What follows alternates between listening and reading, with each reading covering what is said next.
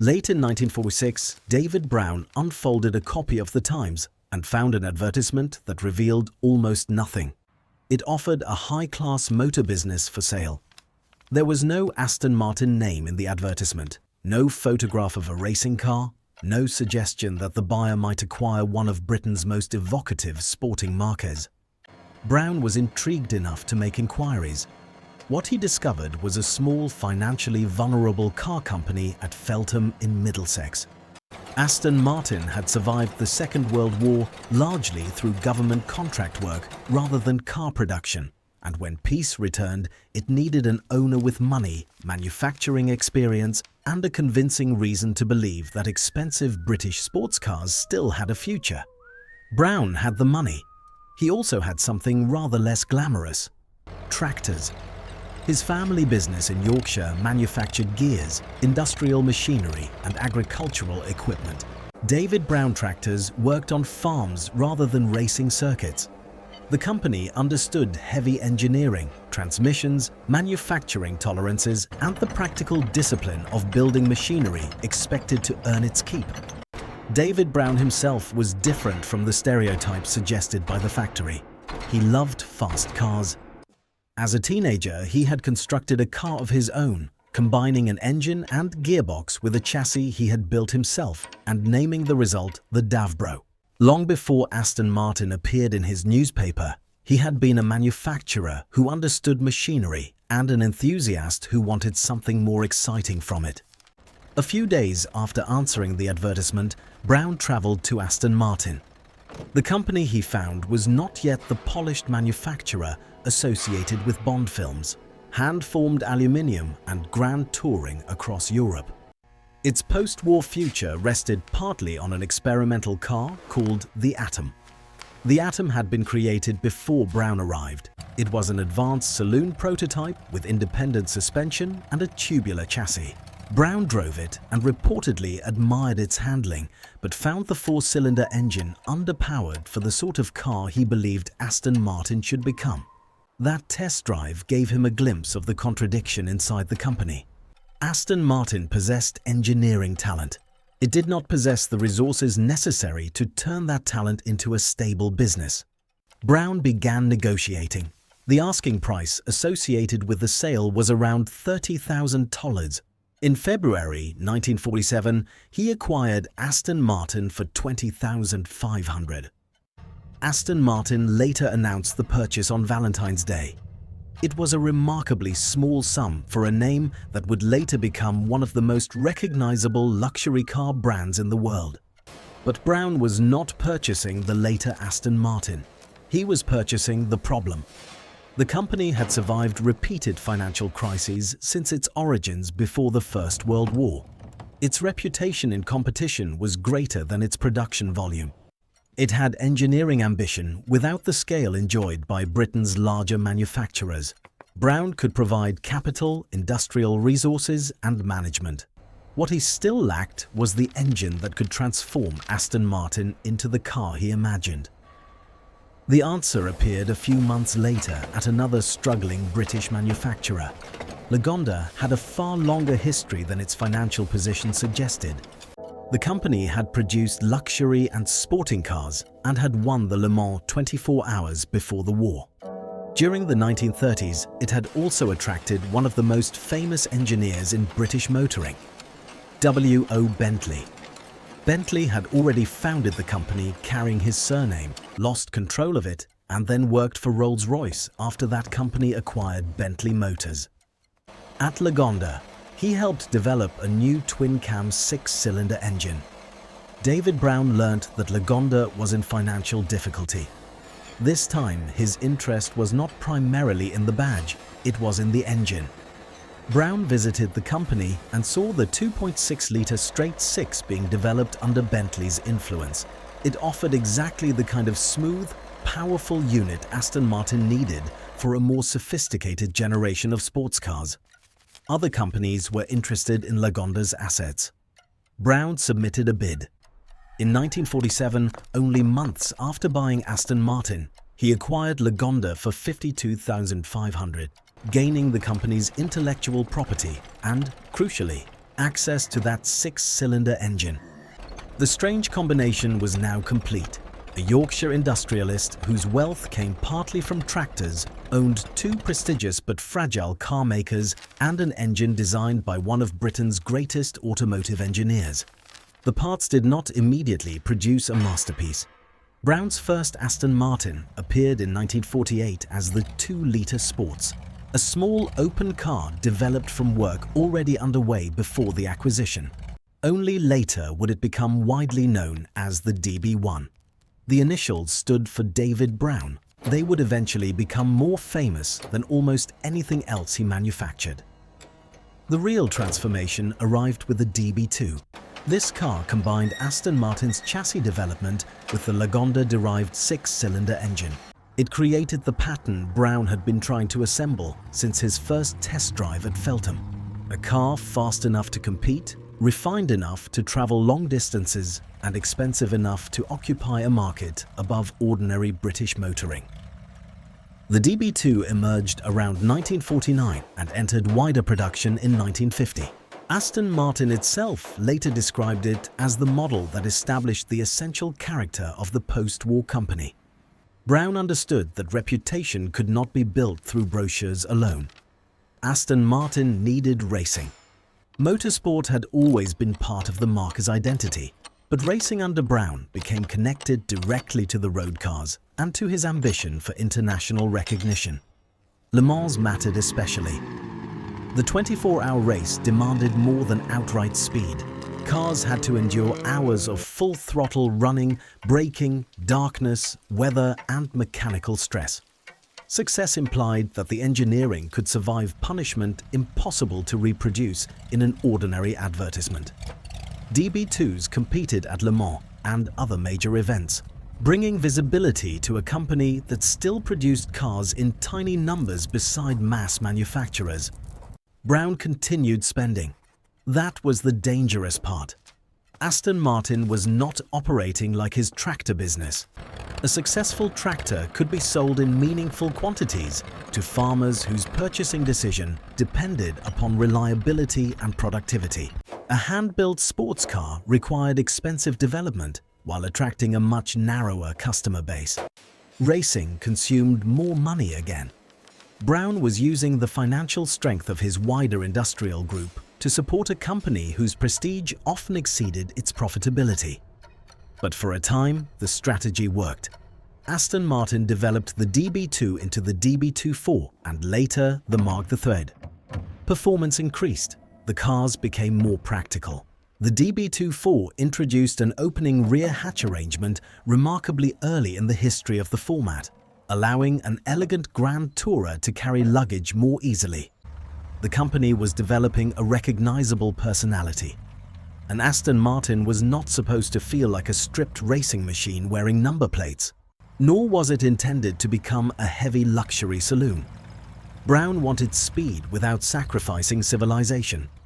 The driver should be able to cross Britain quickly, continue through France, and arrive without feeling that every mile had been an endurance event.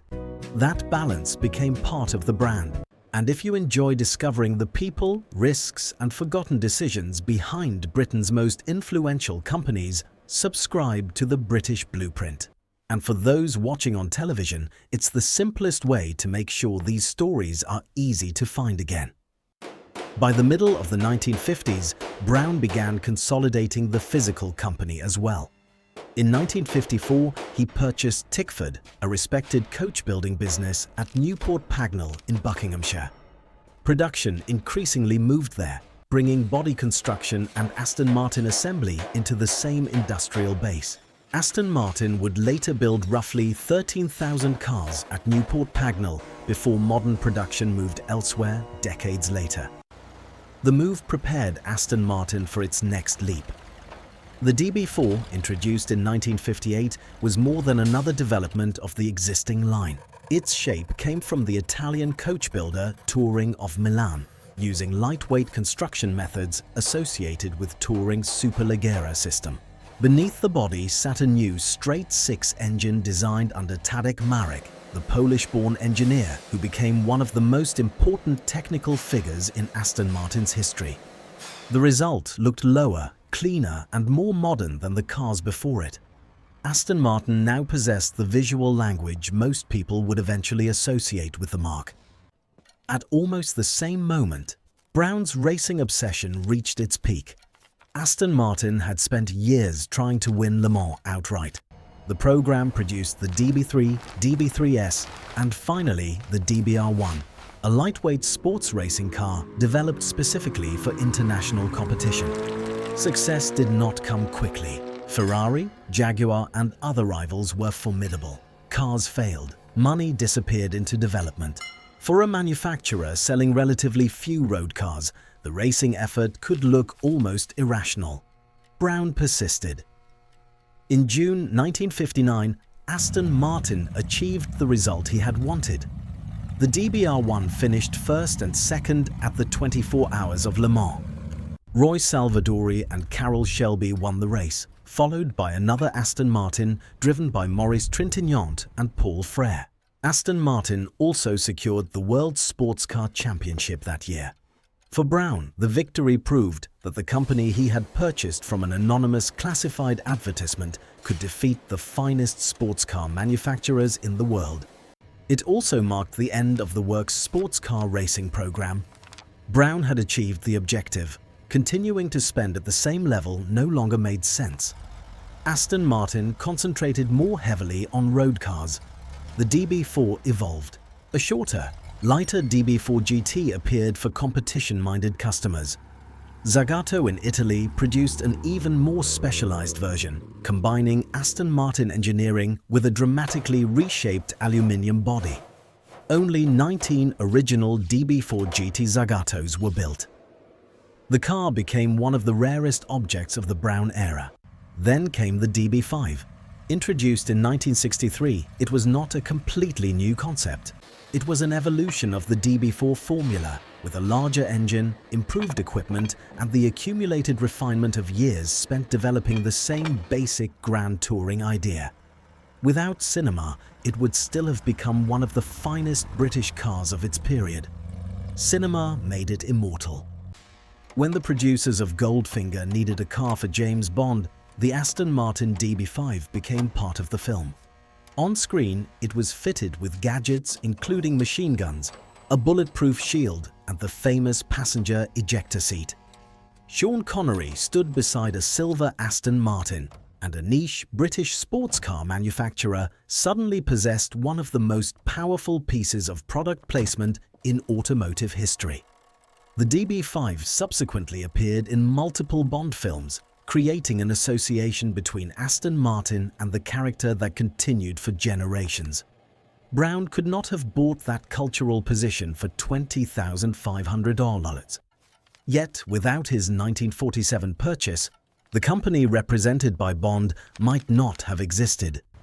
The success created a dangerous illusion. Aston Martin looked wealthy. Its customers included celebrities, aristocrats, and international businessmen.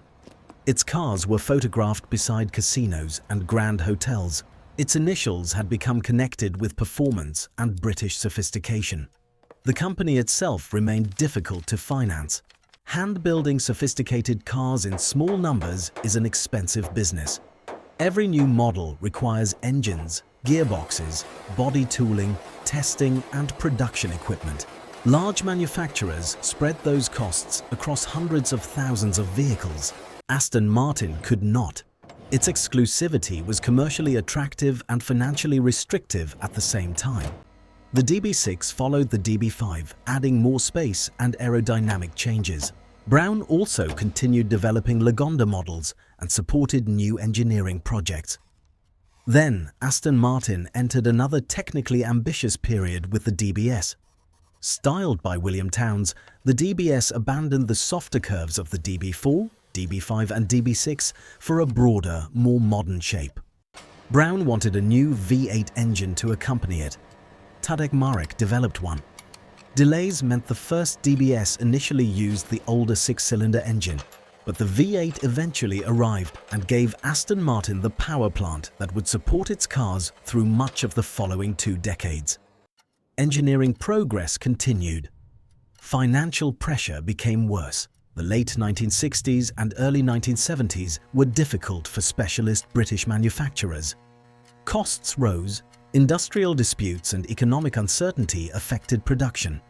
Safety and emissions regulation demanded additional engineering. Foreign competitors improved rapidly. Aston Martin occupied one of the hardest positions possible. It was too small to enjoy economies of scale. It was too prestigious to build cheaply. And David Brown's wider industrial empire was developing problems of its own. His tractor division faced changing agricultural markets, stronger competition, and rising development costs. The businesses that had once provided the financial confidence to rescue Aston Martin could no longer support it without consequence. Brown had spent roughly a quarter of a century carrying the company through periods in which its survival depended heavily upon his willingness to continue. Eventually, the wider David Brown Corporation forced the issue. In 1972, Brown sold Aston Martin Lagonda.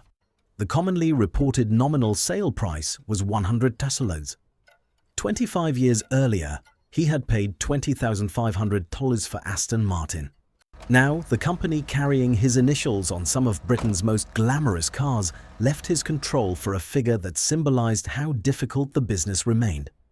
The new owners dropped the DB naming convention. David Brown was gone.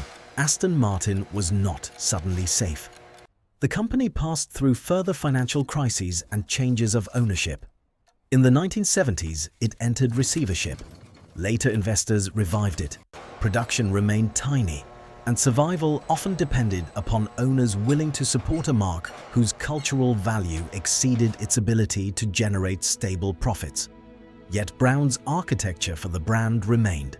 Performance combined with luxury, hand-built British character, grand touring rather than raw competition alone, racing credibility, and the initials DB. Those initials returned. Under Ford ownership during the 1990s, Aston Martin introduced the DB7, deliberately reviving David Brown's designation. The decision acknowledged something unusual. The former owner's name had become part of the product itself. DB7 was followed eventually by DB9, DB11 and later generations carrying the same letters. Customers decades removed from David Brown's tractor factories continued ordering cars marked with his initials. Even Aston Martin's modern understanding of its own history identifies the Brown era as the period when the central character of the I mark was established. Brown himself lived long enough to see some of that recognition return. He was invited back into a ceremonial relationship with Aston Martin and became honorary life president. He died in 1993. That same year, development was underway on the DB7 that would publicly restore his initials to the company he had once owned. His wider industrial story makes the Aston Martin purchase even stranger. David Brown was not an entrepreneur who discovered cars and abandoned everything else.